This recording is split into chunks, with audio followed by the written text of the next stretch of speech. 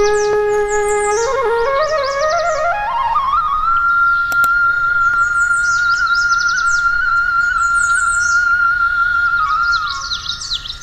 मित्र थे, स्कूल में पढ़ते थे। एक के आचरण बिगड़े, बहुत बुरा बन गया। शराब पीना, व्यभिचार करना, जुआ खेलना। धनी घर का बालक था और वो एक गरीब घर का बालक था। तो गंगा स्नान करना, नाम जप करना, संतों की सेवा करना, सत्शास्त्रों का स्वाध्याय करना, ऐसा विचार। अब वो धीरे धीरे दोनों का भाव अलग होने के कारण मित्रता हट गई। कुछ वर्षों बाद जब वो जवान होकर गंगा स्नान करके आ रहा था, उसके पैर में खजूर का कांटा लगा। अचानक उसने देखा मेरा मित्र सामने से आ रहा है। तो देखा बढ़िया कपड़ा पहने एकदम मस्ती से, और वो फटे पुराने कपड़े, गंगा नहा। तो उसको देखने में कांटा लग गया। खजूर का कांटा बहुत बड़ा होता है। अब वो बैठ गया, राम राम राम कृष्ण कृष्ण कृष्ण ऐसे बोलने। वो नजदीक आया, बूट पहने हुए एकदम फीते से। मैं कहा था तुमसे बंद करे सब नाटक, कुछ नहीं, देख मैं मौज मस्ती से। अचानक वो आगे बढ़ा तो उसको एक पैसे की थैली मिल गई। उस समय स्वर्ण की सरफियां चल। उन्हें दिखाया, देख तेरे कांटा लगा खजूर का और मुझे पैसा मिला। कुछ नहीं इनमें, कुछ नहीं, सब ड्रामा है। उसको लगा वास्तविक सब ड्रामा है। जीवन से मैं चल रहा हूँ, धर्म से चल रहा हूँ, तो खाने की व्यवस्था ठीक से नहीं, और देखो इसको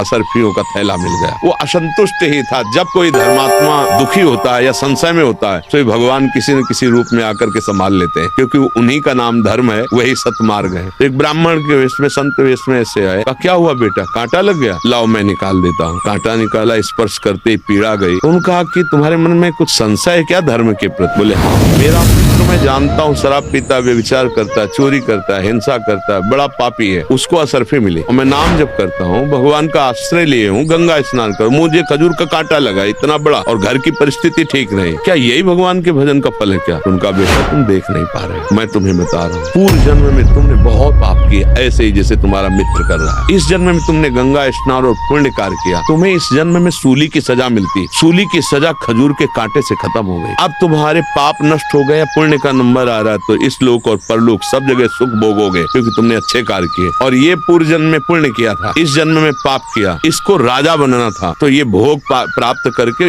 एक थैली असरफी, और जिस दिन ये सब खर्चा हो गई असरफी, उस दिन उसके पुण्य नष्ट हो जाएंगे। अब ये वर्तमान का पाप और पूर्व का पाप मिलकर इसको नष्ट कर देगा। तुम धर्म के प्रति संशय मत करो। उसी समय उसको लाभ हो। सूली की सजा खजूर के कांटे से निकल गई, तो अब मेरा मंगल होने वाला है, वो धर्म में चल। अगर सत्संग ना मिले तो सबको ऐसा भ्रम हो जाता है कि अच्छे कर्म करने वाले को दुख मिलता है क्या।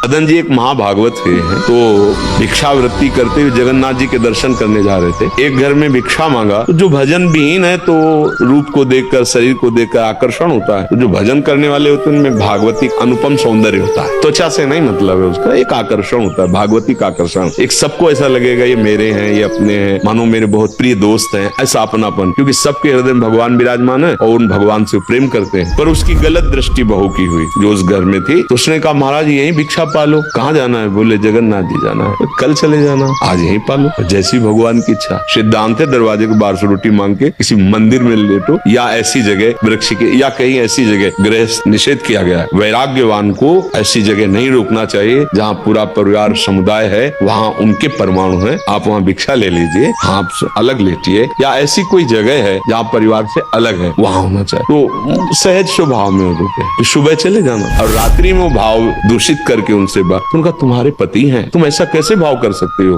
दरवाजा बंद है। वो चली गई, तो शायद उन्होंने समझा कि समझ आ गई होगी। वो गई और सोते हुए पति का गला काट दिया और आ गई। बोले उनको तो मार दिया। अब कहा दुष्टा, तुमने अपने पति की हत्या कर दी, बहुत निंदनीय। तो उनका अगर आप हमें स्वीकार नहीं करते तो अभी हल्ला मचाते, पूरा जो मोहल्ला है वो जाके तुम्हें जान से मार देगा। उनका मरना स्वीकार है, गलत आचरण नहीं कर सकता। उसने हल्ला मचा दिया, बहुत लोग एकत्रित हो गए। उनका देखो माया का जाल अलग होता है, देखो इसने हमारे पति को मार दिया, पहले तो हमारे साथ गलत भाव करने हमने रोका तो पति ने भी रोका, देखो पति को मार दिया। और वैसा ऐसा उनको राज दरबार में बंदी बना के उनके हाथ काट दिए गए। एक बार केवल उत्तर दिया था, नहीं ये झूठ है, दोबारा नहीं। भगवान के स्मरण में मगन हो गए। अब जो हमारे प्रारब्ध पूर्व का कर्म होगा। जब जगन्नाथ जी के सामने गए ना, तो प्रभु हाथ होते तो जोड़कर प्रणाम करता, अब तो प्रणाम से स्वयं नवीन हाथ जागृत हो गए। मतलब कष्ट सहना मंजूर है, लेकिन धर्म विरुद्ध आचरण